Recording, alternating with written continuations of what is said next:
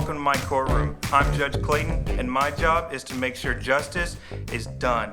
If somebody commits a crime, my job is to send them to jail. And if they didn't do the crime, then my job is to make sure they go free. Now, the process of a trial can take a pretty long time, but thankfully, I can call breaks so I can take lunch or something. Now that reminds me of our Bible verse for today. Jesus and his disciples were preparing for the Passover feast. Now, when I call a break for lunch, nothing important goes on until I come back.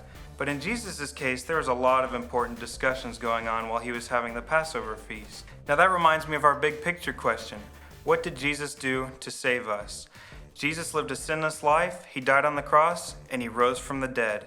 Now y'all go enjoy your Bible lesson and make sure you do your activities. Hi friends, Megan here, and I'm Jessie. Megan, I went to big church with my mom and dad this morning, and you will not believe what happened. What happened, Jessie? They ate a snack in church, and my mom and dad would not let me have any. Let me guess. Was the snack juice and crackers? Yeah, how did you know? That wasn't a snack that was being served, Jessie. That was the Lord's Supper.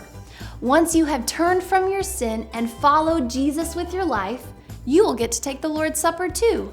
Oh, wait, what's the Lord's Supper?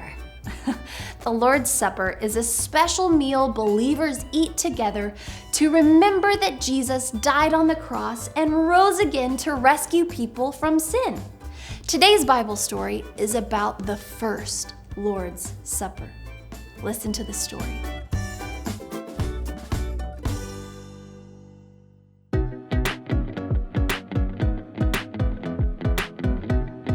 Jesus and his disciples were in Jerusalem for a very special time, the Passover celebration.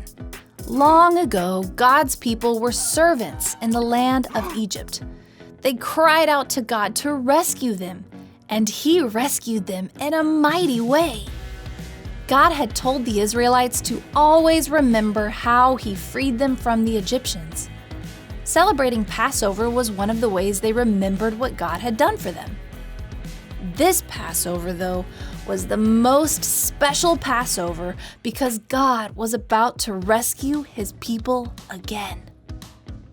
This time, he would free people from the power of sin, and he had sent his own son to do the job. Jesus sent two of his disciples, Peter and John, to get the Passover meal ready. He said, "Go into the city, and you will meet a man carrying a jug of water. Follow him." Jesus said that the man would go to a house, and the owner of the house would show Peter and John a large room upstairs where they could get the Passover meal ready. So Peter and John did as Jesus said. When the meal was ready, Jesus and his disciples sat around the table to eat. Jesus knew it was almost time to go back to his Father in heaven. Jesus said, "One of you will turn against me." The disciples were upset, but Jesus knew this was part of God's plan. Jesus ate the Passover meal with his disciples. While they ate, Jesus took the bread, broke it into pieces, and gave it to his disciples. He said, "Eat this. This bread is like my body that will be broken for you. Do this to remember me." Then he took the cup, thanked God for it, and gave it to his disciples. "Drink this," Jesus said. "This drink is like my blood. My blood makes the new covenant." After the meal, Jesus and his disciples sang songs and went to a mountain outside of the city.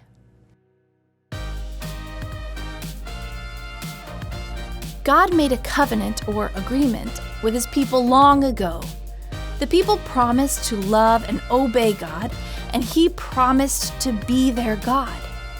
Sadly, God's people did not love and obey him. They broke the covenant. God sent Jesus to make a new, even better covenant. God would forgive people for their sins, and God would help them obey him.